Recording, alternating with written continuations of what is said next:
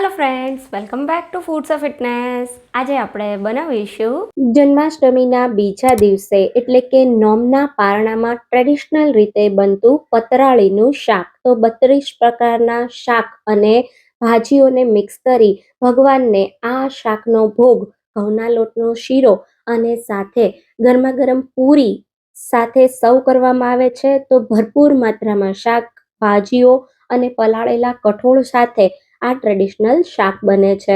તો આ શાક આજે આપણે ઘરે એકદમ પરફેક્ટ માપ સાથે પતરાળી તૈયાર કરી અને બનાવવાના છીએ। તો ચાલો ભગવાનના ભોગ માટે ટ્રેડિશનલ રીતે બનતું એકદમ ટેસ્ટી પતરાળીનું શાક બનાવવાનું શરૂ કરીએ। રેસિપી ગમે તો વિડીયોને લાઈક કરજો અને વધારેમાં વધારે શેર કરજો। જો તમને મારી રેસિપીઓ ગમતી હોય અને હજી સુધી મારી ચેનલને સબસ્ક્રાઇબ ન કરી હોય તો મારી ચેનલને સબસ્ક્રાઇબ પણ કરજો। તો હવે સૌથી પહેલા મારા દરેક વ્યુઅર્સ અને સબસ્ક્રાઇબર્સને જન્માષ્ટમીની ખૂબ ખૂબ શુભકામનાઓ। આજે આપણે જન્માષ્ટમીના બીજા દિવસે એટલે કે નોમના દિવસે ભગવાનનો ભોગ ધરાવવા માટે જે ટ્રેડિશનલ શાક બનતું હોય એ બનાવવાના છીએ અને એ શાકનું નામ છે પતરાળીનું શાક। તો આ પતરાળીના શાકમાં 32 પ્રકારના શાક, 7 પ્રકારની ભાજી અને પલાળેલા કઠોળને મિક્સ કરી અને એક પતરાળી બનાવવામાં આવે છે।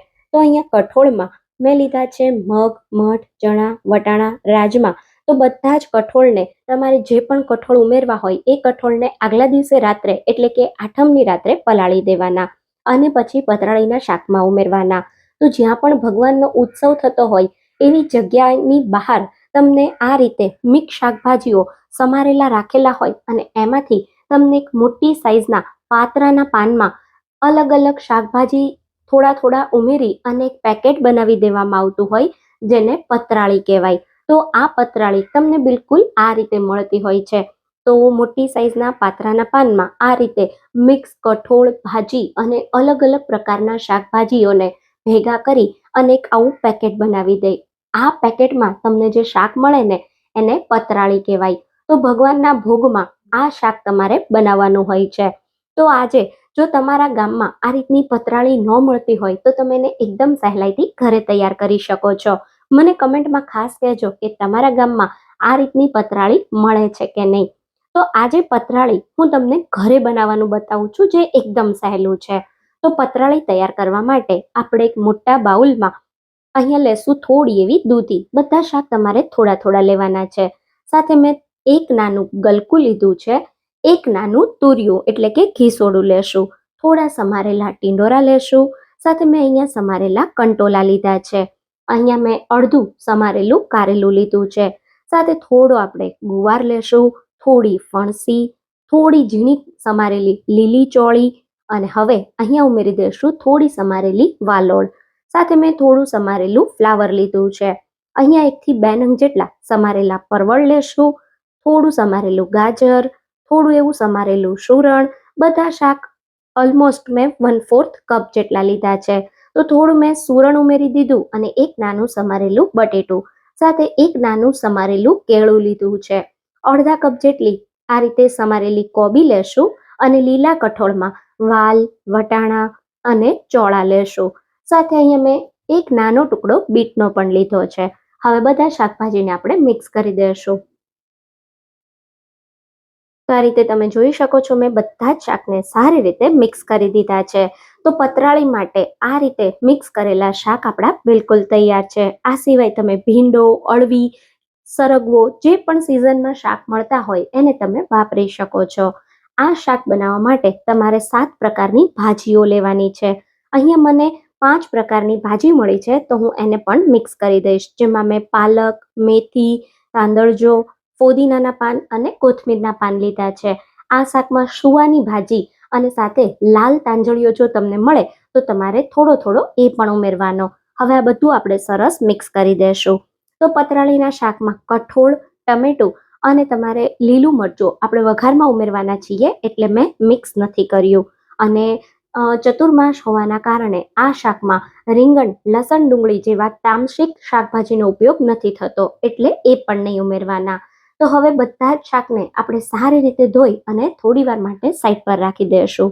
હવે શાક બનાવવા માટે આપણે એક કડાઈ લેશું જેની અંદર 5 ટેબલ સ્પૂન જેટલું તેલ ગરમ કરી લેશું તેલ ગરમ થાય એટલે અડધી ચમચી જેટલું જીરું, અડધી ચમચી જેટલી હિંગ, થોડા મીઠા લીમડાના પાન અને સમારેલા 2 નંગ જેટલા લીલા મરચાં ઉમેરી દેશું અને સાથે અડધી ચમચી જેટલો હળદર પાવડર ઉમેરી બધું જ સમારેલું શાક ઉમેરી દેશું. તો અત્યારે હું જે મેઝરમેન્ટથી શાક બનાવું છું એટલા શાકને તમે 5 થી 6 લોકોને સર્વ કરી શકો છો. તો તમારા ઘરે જે પ્રમાણે ખવાય એ રીતે તમારે શાકને મિક્સ કરવાના. સાથે આપણામાં પલાળેલા કઠોળ અને 2 ટીસ્પૂન જેટલું અથવા સ્વાદ પ્રમાણે મીઠું પણ ઉમેરી દેશું. હવે બધી જ સામગ્રીને સારી રીતે મિક્સ કરી લેશું. તો આ શાકમાં આપણે ભાજી અને ટમેટું લાસ્ટમાં ઉમેરવાના છે, કેમ કે એને કૂક થતાં બહુ વધારે સમય નથી લાગતો. તો પહેલાં આ રીતે બધું સરસ મિક્સ કરી અને પછી શાકને ઢાંકી આપણે 5 મિનિટ માટે ધીમા ગેસની ફ્લેમ પર થવા દેશું. 5 મિનિટ જેવું આપણું શાક થાય ને એટલે આપણે શાકને એકવાર ખોલી અને મિક્સ કરી દેશું, ઉપર નીચે કરી દેશું, જેથી સારી રીતે આપણા બધા જ શાક અને કઠોળ કૂક થઈ જાય. તો અહીંયા તમે જોઈ શકો છો આ રીતે સરસ મજાનું હું શાકને એકવાર મિક્સ કરી દઈશ અને પછી આને ઢાંકી ફરી 5 મિનિટ માટે થવા દેશું. તો આ શાકમાં જે કઠોળ છે ને એ સારી રીતે સોફ્ટ થાય ને ત્યાં સુધી તમારે શાકને થવા દેવાનું છે. કઠોળ ચડી જશે એની સાથે તમારા બીજા શાકભાજી પણ સારી રીતે સોફ્ટ થઈ જશે. તો આ શાકને 1 થી 2 વાર તમારે વચ્ચે વચ્ચે ખોલી અને ચલાવતા રહેવાનું. તો અહીંયા તમે જોઈ શકો છો ફરી 5 મિનિટ પછી મેં શાકને ખોલ્યું અને હવે આપણે એને એકવાર મિક્સ કરી દેશું. તમે તમારા ઘરે આવું પતરાળીનું શાક ભગવાનના ભોગ ધરવા માટે બનાવો છો કે નહીં એ મને કમેન્ટમાં જરૂરથી કહેજો. આ સિવાય અહીંયા મેં જે શાકભાજી વાપર્યા એ સિવાય તમે બીજા કંઈ વાપરતા હોય તો એ પણ મને કમેન્ટમાં જરૂરથી જણાવજો. તમે જોઈ શકો છો સારી રીતે મેં બધું મિક્સ કરી દીધું છે. હવે આને ઢાંકી ફરી 5 મિનિટ થવા દેશું. તો અહીંયા લગભગ ટોટલ 10 મિનિટ જેટલો સમય થયો છે અને હવે આપણે શાકને એકવાર ચેક કરી લેશું. તો શાકમાં ઉમેરેલા રાજમા, ચણા, બટેટા, સુરણ બધી જ વસ્તુ સારી રીતે સોફ્ટ થઈ ગઈ છે. આ રીતે ચમચીથી એકદમ ઇઝીલી તૂટી જાય ને મતલબ આપણા કઠોળ સરસ બફાઈ ગયા છે અને બાકીનું શાક પણ સરસ ચડી ગયું છે. તો બધા શાક આ રીતે સરસ બફાઈ જાય ને પછી આપણે શાકની અંદર મસાલા કરવાના છે. પહેલા ફક્ત હળદર અને મીઠા સાથે તમારે તેલના વઘારમાં આ શાકને બાફી લેવાનું. હવે આપણે આની અંદર ઉમેરી દઈશું જે આપણી ભાજી છે એને અને સાથે ટમેટાને. એકવાર મિક્સ કરી દઈએ અને પછી આપણે મસાલાઓ ઉમેરીએ. તો આ શાકમાં ખૂબ જ સરસ અત્યારે સુગંધ આવી રહી છે અને એકદમ ટેસ્ટી એવું આ શાક લાગે છે. એકદમ સાત્વિક રીતે આ શાક બનેલું છે. તો મસાલામાં અહીં આપણે અડધી ચમચી જેટલું લાલ મરચું પાવડર ઉમેરીશું. તમે તીખું કે કાશ્મીરી કોઈ પણ વાપરી શકો છો. સાથે 1 મોટી ચમચી જેટલું ધાણા જીરું પાવડર ઉમેરીશું અને અડધી ચમચી જેટલો ગરમ મસાલો ઉમેરીશું. હવે મસાલાને સારી રીતે એકવાર મિક્સ કરી દેશું.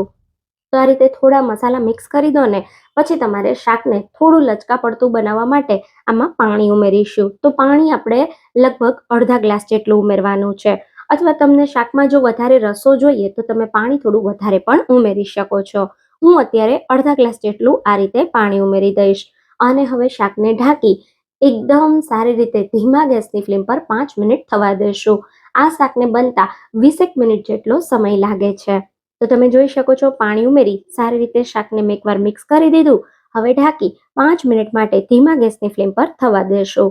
અહીંયા 5 મિનિટ પછી તમે જોઈ શકો છો શાકમાંથી સાઈડ્સમાં સરસ તેલ છૂટું પડી ગયું છે અને મસ્ત મજાનું આપણું શાક મિક્સ થઈ બફાઈ અને એકરસ થઈ ગયું છે. તો અહીંયા આપણું આ પતરાળીનું શાક તૈયાર છે.